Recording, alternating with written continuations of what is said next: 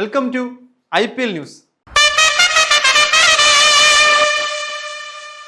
ഇന്നലത്തെ IPL match നനഞ്ഞ പടക്കം പോലെയായിരുന്നു എന്ന് വിശേഷിപ്പിക്കേണ്ടി വരും. ഒരു ത്രില്ലിംഗ് എലമെന്റ് പോലും ഇല്ലാത്ത ഒരു വൺ സൈഡ് മാച്ചായിരുന്നു ഇന്നലെ അരങ്ങേറിയത്. രാജസ്ഥാൻ എന്തിനാണ് കളിച്ചതെന്ന് പോലും അറിയാത്ത അവസ്ഥയിലായിരുന്നു. അലുവയേത് ഉലുവയേത് എന്നറിയാത്ത പിള്ളേർക്ക് ക്യാപ്റ്റൻസി കൊടുത്താൽ ഇങ്ങനെ ഇരിക്കും എന്ന് ആരോ പറഞ്ഞതുപോലെയായിരുന്നു ഇന്നലത്തെ മാച്ച്. ഇനി ഇന്നലത്തെ മാച്ചിലേക്ക് വന്നാൽ ജയ്സ്വാൾ ഒന്ന് തുടങ്ങി വെച്ചെങ്കിലും സഞ്ജു ഉൾപ്പെടുന്ന ബാറ്റിംഗ് നിര അത് നശിപ്പിച്ച് കളയുകയായിരുന്നു.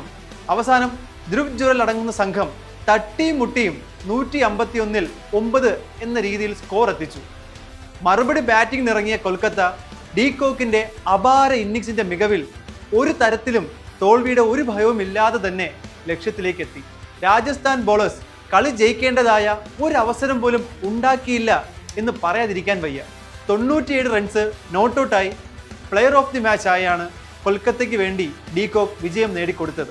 ശരിക്കും പറഞ്ഞാൽ ഒരു ഹൈലൈറ്റ് മാച്ച് കണ്ട പ്രതീതിയായിരുന്നു രാജസ്ഥാന്റെ കളി കണ്ടപ്പോൾ തോന്നിയത്. ഇനി വരുന്ന മത്സരങ്ങളിൽ രാജസ്ഥാന്റെ ക്യാപ്റ്റൻസിലേക്ക് സഞ്ജു മടങ്ങിയെത്തും. സഞ്ജുവിന്റെ ക്യാപ്റ്റൻസിയിൽ രാജസ്ഥാന് വിജയ വഴി തേടാൻ പറ്റുമെന്ന് നമുക്ക് പ്രതീക്ഷിക്കാം. രഹാനയുടെ കൊൽക്കത്ത വരുണിന്റെയും മോയിൻ അലിയുടെയും ബൗളിങ്ങും രഹാന ഉൾപ്പെടുന്ന ബാറ്റിംഗ് സംഘവും കൂടിച്ചേരുമ്പോൾ ഉഗ്രനാണ്. ആദ്യ മത്സരത്തിൽ നിന്നും നല്ല പ്രകടനമാണ് അവർ ഈ മത്സരത്തിൽ കാഴ്ചവെച്ചത്. വിന്നിംഗ് ട്രാക്കിലേക്ക് കൊൽക്കത്ത മാറിക്കഴിഞ്ഞിരിക്കുന്നു എന്ന് നമുക്ക് ഈ കളിയിലൂടെ മനസ്സിലാക്കാം.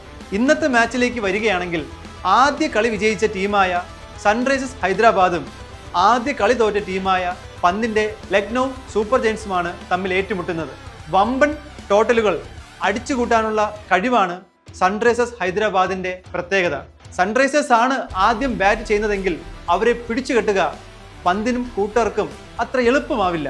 അത്രയും വലിയൊരു ടോട്ടൽ പന്തിന് ഒറ്റയ്ക്ക് ചേസ് ചെയ്ത് വിജയിപ്പിക്കാൻ സാധിക്കുമോ അതും സംശയമാണ്. എന്തായാലും ഇന്നത്തെ കളിയിൽ സൺറൈസേഴ്സ് ഹൈദരാബാദ് മറ്റൊരു റൺമല തീർക്കുമോ ഇല്ലയോ നമുക്ക് കണ്ടു തന്നെ അറിയാം. ഇന്നത്തെ മത്സരം ആര് വിജയിക്കുമെന്നാണ് നിങ്ങളുടെ പ്രഡിക്ഷൻ? അത് കമന്റിലൂടെ ഞങ്ങളെ അറിയിക്കും.